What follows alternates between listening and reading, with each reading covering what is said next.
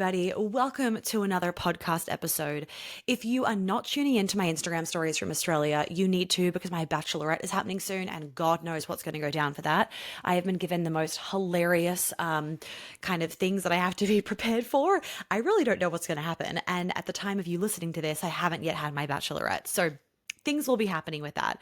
Maybe I'll film it. I don't know. We'll see and put a little YouTube video together.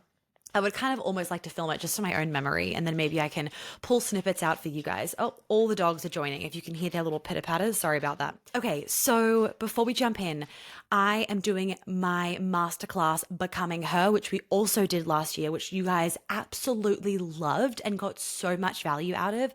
So I'm walking you guys through this masterclass. It's a little bit of a different masterclass if you've joined the recent trauma healing, the Understanding Your Trauma masterclass, and also the Breaking Your Business Ceilings one, or if you've joined the Getting Your Man to Lead one, any of those. We'll put all the links because now you're all going to want them. We're going to put all the links below so you can get all of them. The Understanding Your Trauma one is only until the end of March, and that will then be disappearing. The other ones will kind of be there for a little bit. I've been really enjoying doing this masterclass format. For you guys, I haven't done many of them over the last kind of X amount of years, but just with the way my business is transitioning and how I just have a little bit less time to be on Instagram stories so much and doing so many Instagram lives, it's been a really great way for me to just carve out the time. You guys know the time. The energy is fucking potent. It's super fun. It's live, and then obviously you can watch the replay. And so if you didn't make it live, you'll watch the replay. And it feels really good right now. So I'm really enjoying that. But as I said, so we did this masterclass last year in the Dolomites in Italy, and it was a fucking vibe. This time we're not doing it in the Dolomites in Italy. I was going to do it in Australia, but honestly, because we're there for 3 weeks in a beautiful hotel, but honestly, that time difference, it ain't working for me. So glad I don't live there anymore because the time difference sucks balls. Anyway, so we are actually doing it in a beautiful, cozy spot in my home. I'm making it super expensive for you guys. I'm not going to hold it in my usual office vibe with my gallery wall because I've got my other masterclasses there. And I feel like I do so much filming there already. So I'm going to show you guys another little nook of the house, which will be really, really nice. So that Becoming Her masterclass, I'll drop the link down below so that you can join that. Okay, so in today's podcast, I am talking to you guys about emotionally unavailable parents, emotionally immature parents, and how that affects us as we transition into, well, not transition into, we're all adults here, but as we become adults, and how we can break the kind of generational trauma around it so we don't keep passing on this kind of emotional immaturity, whether we're passing it on to our children or whether we're just continuously engaging in it in our romantic relationships. So the first thing is that when I'm thinking about a parent that is emotionally mature, right, an emotionally regulated parent, that's super important. And so when I'm thinking about this, what I'm explaining, the kind of definition of it, the explanation, if you will, is really somebody an adult that is capable of taking themselves, their emotions, their experience out of this situation because they are talking to a child, right? So it's that perspective of my feelings don't really matter right now because I'm speaking to a 3-year-old. Right. And of course, even as a parent, your feelings fucking matter, but it's being cognizant and being aware of those nuances of, well, do my feelings actually fucking matter? And that emotional maturity takes place when you can think of the situation objectively and then decide, do your feelings, does your experience really matter in that situation? And if it does matter, is the way that you're expressing it or the tantrum that you're having about it, is that the best way to actually create safety and love and a bond and a connection with this child in front of you? So we want to be able to think about things objectively and conceptually, but still maintaining that connection, that intimacy, that emotional bond with the child, right? So it's the ability as an adult to kind of have your own thing going on, have your own perspective, have your own world, but also being deeply attuned to the needs and the emotions and the experiences of the person, of the child in front of you, and not actually invalidating their experience, but rather being able to stay super regulated and put the attention and the awareness on them in further being able to understand them so that you can either meet their needs or draw a boundary around their needs or help regulate them in a way that allows them to feel safe. right? So often, obviously, with these emotional mature people, they're just able to feel their own feelings and manage their own feelings, which a lot of people and a lot of our parents didn't really know how to do. So let's dive in. So I was talking to one of my one-on-one clients the other day. Well, not so much talking. We were kind of like, setting up for the session, right? And we were talking about unconditional love, and I was kind of asking her a few things about what we were about to dive into and get into some processes for. And what I wanted to come and share with you guys, it's a really great nugget, and I actually put it on my stories as well.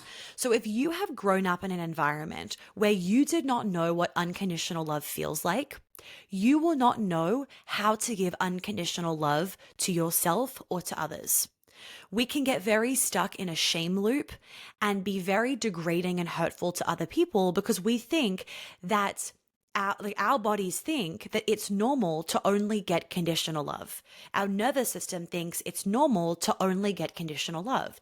And if we do not believe that we are worthy of unconditional love, and if we've never seen that situation, given to us, if we have not experienced it, then we often don't believe that others are worthy of unconditional love either.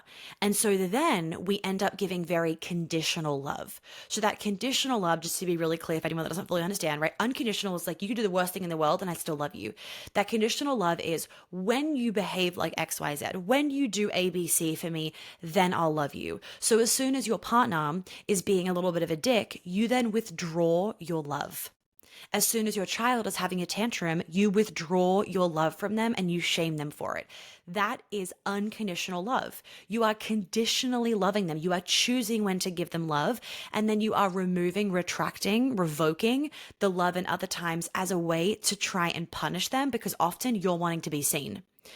So part of being an emotionally mature person is that unconditional love. For us, if we have not had emotionally mature parents and emotionally attuned and regulated parents, we often feel like we got very conditional love. So we can give that to ourselves. We conditionally love ourselves. We talk negatively to ourselves. When we're having a hard day, we aren't bringing in self-compassion. We're shaming ourselves. We're telling ourselves we should be doing better. Why are we stuck in this? Blah, blah, blah. That is the conditional love towards ourselves. And obviously we can give that to other people as well, whether we're just thinking it in our minds or whether we're actually saying it out loud. So when you grow up with parents that are emotionally immature, it's very lonely and isolating. And it can mean that we take on everything as our own fault. We wear the burden. We wear the burden on our back, our upper back, our middle back, our shoulders, and our neck. We literally wear that burden. We feel like it suffocates us. And we create so many trauma responses, micro and macro, as a way to adapt and survive. And most people don't even know when they're in these kind of situations. They don't even know that they're in all of these trauma responses, right? So little situations can become such habitual loops because they've had to learn to survive. People pleasing, it's a trauma response. The fawn response is like a exacerbated version of people pleasing, right?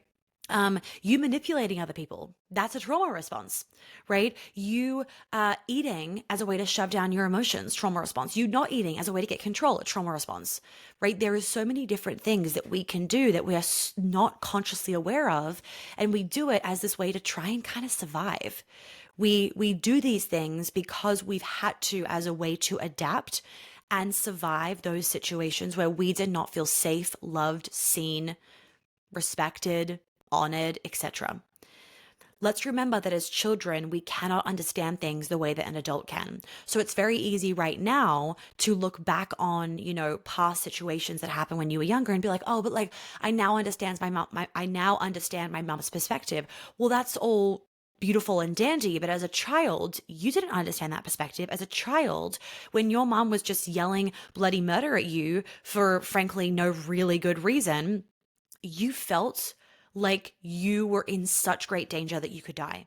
As an adult looking back, you're like, I understand, like I was being a shit. But as a child, or I understand she had a bad day, but as a child, we are not understanding things the way that an adult can. We do not have that perspective.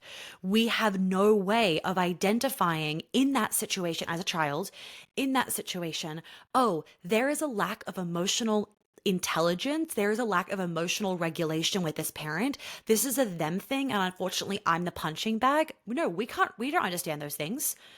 right? We don't know when there is a lack of the emotional intimacy and like cognition from their part. So we perceive that we have done something wrong, and it can often leave us feeling very empty, very lonely, and very unsafe. Now, as a reminder, as always, if you haven't heard me say this like a million times, because people need these disclaimers these days, and I'm not giving you a disclaimer, I'm reminding you to be discerning, to be aware that this is an episode where, thousands of you guys are listening to this and you've all had your own experience. So I'm giving you general information, which is going to maybe start to connect some dots for you, but still remember that nuances exist and you have to have your own context and add that in. So maybe in those situations, you didn't perceive that you did something wrong. Okay, that's fine. That doesn't mean that your experience is wrong or that it's not valid. I'm just giving one example. I'm giving, certain little experiences, but you can add your own in.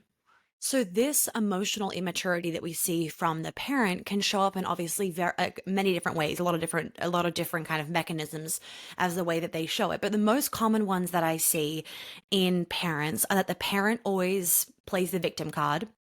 They cannot see the needs of the child. Parents cannot regulate their own emotions and therefore, release their emotions in a way that is supportive to a child, and their environment, as in they just project their emotions onto the child rather than like taking themselves off and having their own little tantrum if they need to. They don't have that ability. They also don't know how to regulate their own children, and therefore they're often shaming them, belittling them, coddling them in a way that actually isn't making them feel powerful. And so as a child, when we're having a tantrum, for example, instead of our parent trying to understand us and regulate us and make us feel safe and seen and respected, we are maybe getting shamed. We're told to suck it up. We're told to shut up. You're being too loud. Stop crying. Nothing to cry about, whatever it is, right? Or why are you complaining? I've had the worst day. That kind of gaslighting behavior. There's so many different ways, right? This kind of emotional immaturity that can come up.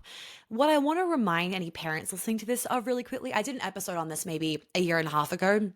You as a parent, you could be the most perfect parent and try to do everything right. You will fuck your kid up. So just take that pressure off your plate, right? It doesn't matter how good you are. It doesn't matter what fucking, like regulation stuff you do with them. All of that is amazing, and that makes you obviously a better parent. But what we also need to remember is that the child has all the control over the perception of something. We can perceive something so differently. We can intend something so differently, and they could perceive it in a way that we will never understand. And we maybe will never know that they perceive it that way until they're 25 and doing their own work on themselves.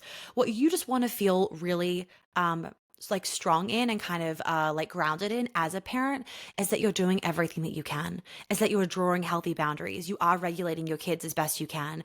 You are also honoring your own needs and not letting your kids manipulate you into thinking that you're just going to be some kind of pushover parent. You're also raising really respectful, honorable children, and children that feel safe and loved and supported and seen and enough.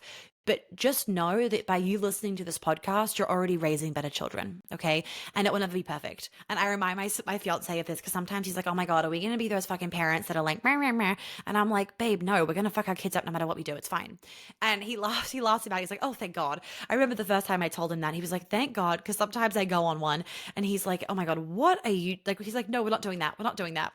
Even the other morning we were sitting in bed, and I was like, babe, will you like chant with me for when we're ready to have like conscious conception? And he was like, I did not just hear that. I didn't hear that. Like, I'm fully ignoring what you just said. I need to do an episode for you guys. It's written down, don't worry, on like why it is so, what's the word? Like, basically why you don't need to date a guy that has done heaps of the work and all of this stuff in order to have a really healthy, sexy, polarized relationship. I know a lot of you guys relate to it when I do share that, and in programs and stuff when I talk about that.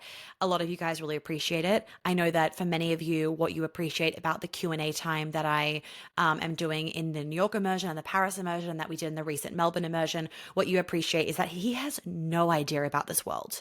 And so it allows you to feel like you're getting an answer that is going to be very similar to what your man is thinking, rather than feeling like, okay, well, it's easy for this man on this stage to say that answer, but like he's done 10 years of work and goes to men's retreats, and like my guy won't even pick up a podcast. So we're all on the same page there. So you guys can trust that when I'm giving you things to do, if it works on my fiance, it's also going to work on your man too. And if you're a man listening to the episode, you don't need to turn into like some woo woo chakra guy in order to be an epic fucking human. Guys, if you haven't heard the good news, the last remaining tickets for my New York and Paris immersions this year are here. And when I say the last remaining tickets, I'm talking you can hold the amount of tickets that we have in your hot little hands, right? Count your fingers. You get the gist. So what is important for you to understand is that you do not want to be sitting and procrastinating on this. You've probably heard me talk about the immersion before. And if you haven't, you need to quickly go to the immersion website page and watch all of the videos there, because that website page is full of resources. You need to ask if you don't already have for the open house video, so that you can really kind of get a behind the scenes look at what the immersion entails and get a bunch of questions answered. And you need to send us an email with any questions that you have before you make this life-changing decision that you will be thankful for the rest of your life. I'm talking in 3 years' time, you'll still be sending me a message saying thank you. I'm telling you, because this is what happens all the time. I still have you message me, like some of you listening, message me saying, I still think about XYZ immersion in this place. I'm still friends with this person. I'm still like, that was the best thing I ever did for myself, et cetera, et cetera. Just do yourself a favor. Read the website, read the testimonials, watch the testimonial videos, watch the vlog that we did of the behind the scenes of the Melbourne one from last year, watch the promo video, and start to practice trusting yourself, because your intuition and your heart's desires are very safe things for you to trust. Okay, let's get back into the episode. So yeah, what I was saying is that like when a parent doesn't know how to emotionally regulate their child, they often will then go into that kind of like shaming, degrading behavior that makes the child then feel like, oh, my emotions aren't safe, and my experience isn't safe, so I'm just going to suppress myself, right? Which then causes a whole host of other issues later in dating, relationships, sex, teenage years, adulthood, etc., etc. So as children, we need to have a safe adult to rely on. That is the most important thing. It's not just about like, if we can have our own biological parents, amazing. It's not just that. It's having that safe, consistent adult. When we don't feel like we have that sense of safety from an adult, it causes us to perpetually feel unsafe in our bodies. It's like we don't have anywhere to go and we're just stuck and we're alone, right?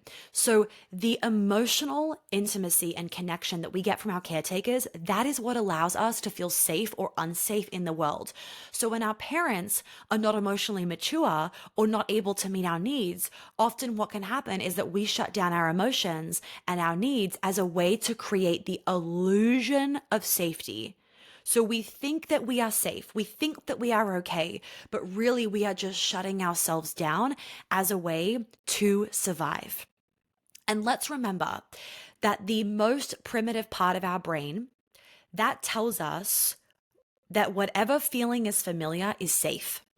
So even when we know from an outside perspective, from listening to my podcast, you know, don't date this kind of person. Don't do it. Don't do it. Don't do it. Why do you still find yourself in this situation? Why are you fucking attracted to it? Why are you in the trauma bond again?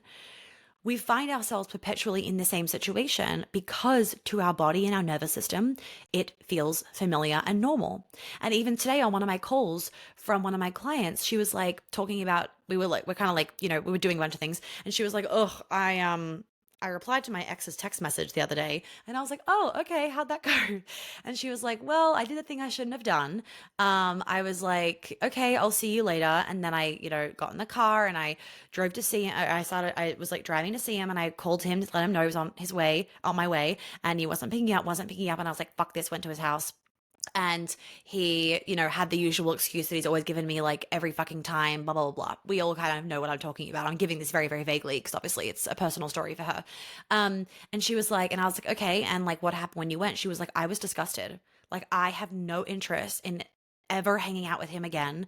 I am so disgusted. Like, I actually now feel that change. So, 4 weeks prior, when I last had my one-on-one with her, she was still in the trauma bond. Why do I still want to go back to him? Why am I engaging with him? Why do I want to help him? Why do I keep giving him the benefit of the doubt? It was that feeling of like, cognitively, she's like, I know this isn't good, but I keep finding myself in the fucking situation, right? And then 4 weeks on, she's like, I just don't want to engage anymore.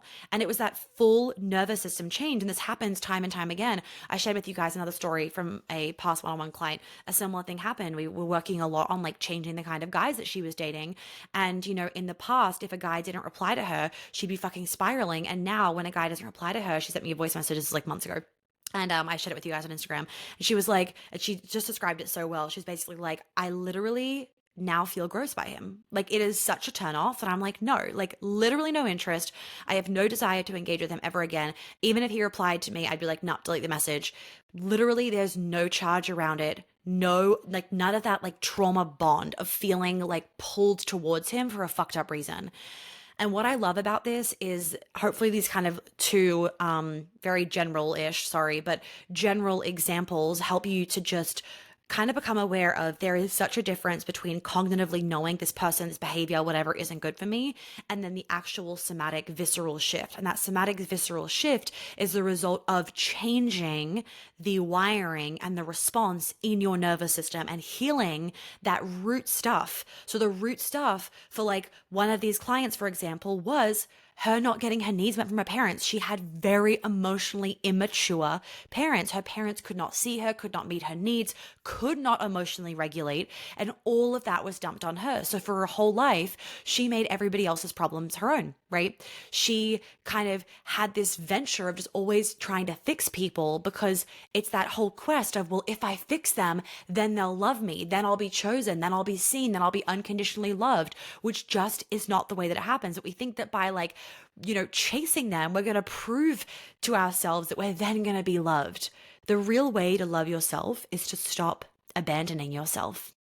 So we continue to abandon ourselves when we don't want to do the thing, like texting the guy that we shouldn't be texting, and then we text him. We've just abandoned ourselves.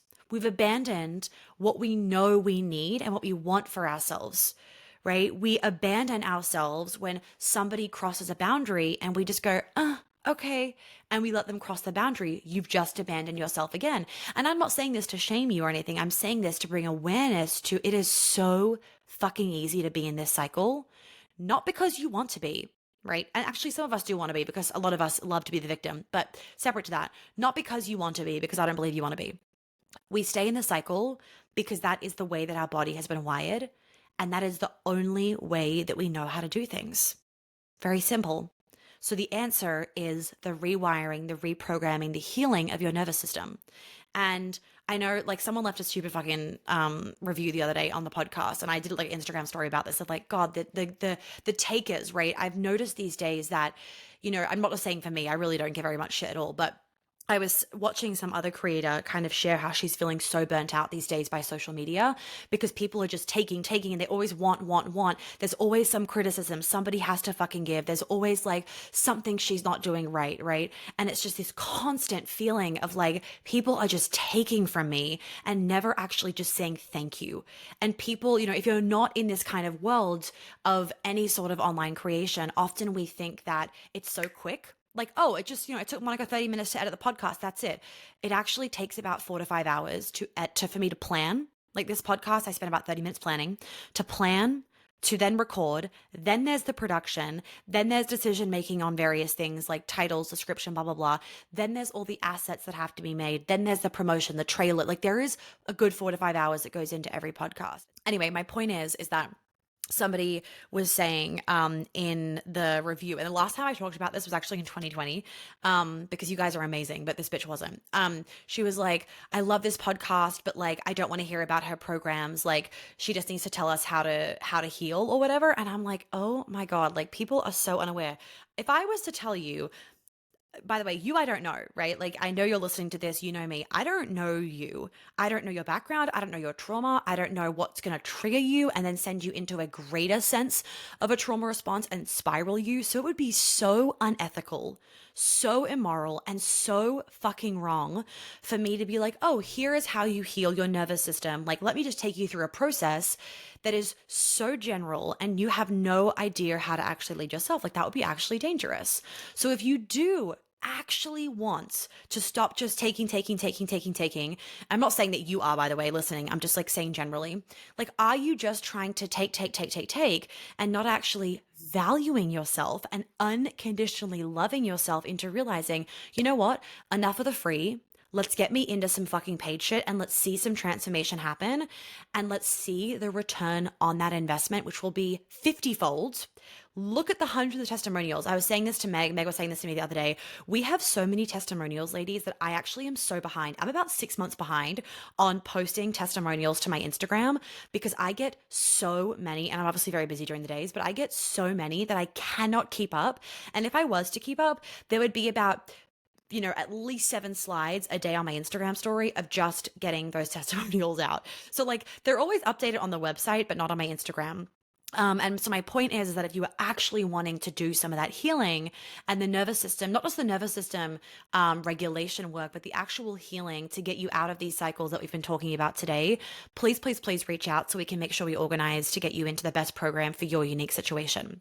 So what was I saying? So yeah, remembering that the kind of going back to what we were talking about, what's familiar is what's safe. Now, if you're a man listening to this episode and your mother was not able to meet your needs the way that you needed them, this might cause you to have a very hostile perception, for example, of women and the feminine. But you're still finding that you're getting into relationships with women that are very controlling, very demanding, very emasculating, or whatever it is that your mum was. And of course, you also were like, I want to change this. Why it's not changing is not because you're broken or because it can't change. It's just because that is what is normal to you. So when you're in that situation, when you're kind of engaging with someone that's actually giving you these cues, you can't pick them up because they are normal to your body. When we change the somatics of your body, now they become abnormal. And now you're like, and you can have that eyebrow raise and you can actually flag those things because we have changed the kind of like really chemistry of your body. So when we continue to lie to ourselves that everything is okay and stay in that denial, we just keep repeating the same situation over and over again because our nervous systems are so adapted to this kind of, familiar situation that we don't know when we're in the wrong situation. So as adults, we can really feel like we're trapped, like we are children trying to please our parents, even though, we're 30 years old and our parents are 60.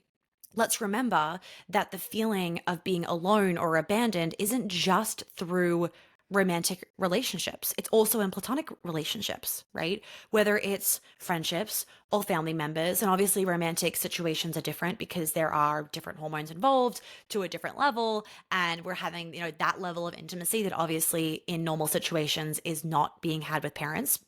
But I'm saying sex basically.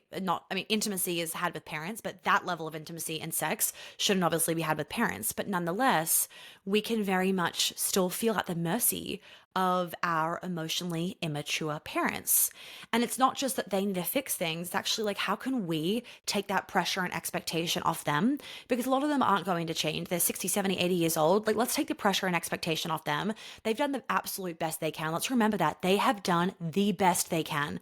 We all in every moment of our lives are doing the best we can.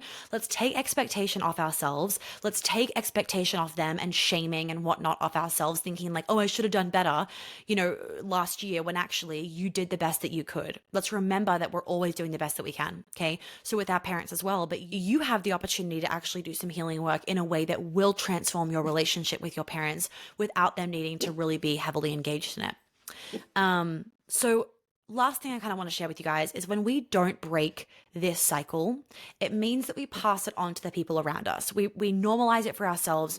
We keep this cycle very stuck. We stay stuck in a body and a life that we're not happy with, and we pass it on. We pass it on to our children. We pass it through our relationships, our romantic relationships and platonic relationships. We can ruin relationships because of this when we are then behaving in this super emotionally immature way, right? That isn't a kind of healthy way that we want to be behaving. When we have never been taught another blueprint or another way of doing something, we repeat the past, even if we don't want to. You can sit here right now and be like, I don't want to. That's great. I know you don't want to, but we continue to do it when we haven't been given another blueprint. I've talked about this in another episode about just like, we don't know how to be feminine when we have not been given that feminine role model, right? Obviously, the intention of not wanting to repeat the past is a really important first intention. But where most people trip up is that they don't actually put action into the intention.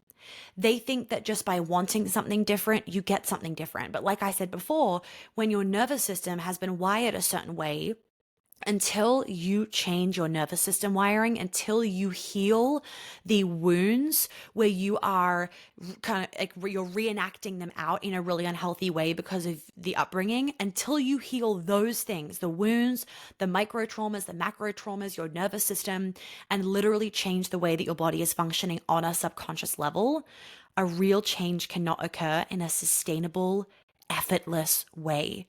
The sustainable, effortless way comes when we are working with the body to literally change the way that we are feeling about things. So even just as a starting point to kind of leave you guys with today, the next time you feel the need to have an emotional outburst or to really be in that reactive place rather than responding, you're very reactive, can you, and some of you might not be able to, that's okay, can you, the next time you're in this, just pause, take a breath out, and think, regulate, regulate, regulate, regulate. Just that reminder of like regulate. It will then prompt like, okay, how can I behave in a little bit more of a regulated way? Just as a starting point that everyone can do. And this is safe for everyone to do. But obviously, I also want to be mindful that if you're in a situation that is actually fucking unsafe, like you don't need to regulate yourself and then suppress yourself. You need to, I mean, there's so many things you need to do. But obviously, with that regulation also helps you to think a little bit more logically and not just in that reactive emotional response that often isn't very helpful for the result that we're trying to get. So, a reminder to join my masterclass Becoming Her. And if there's still tickets available, I don't know if there is at this point in time when the podcast goes out, grab the last tickets to my Paris or New York immersion. As usual, you know where to find me, and I will see you guys in the next episode.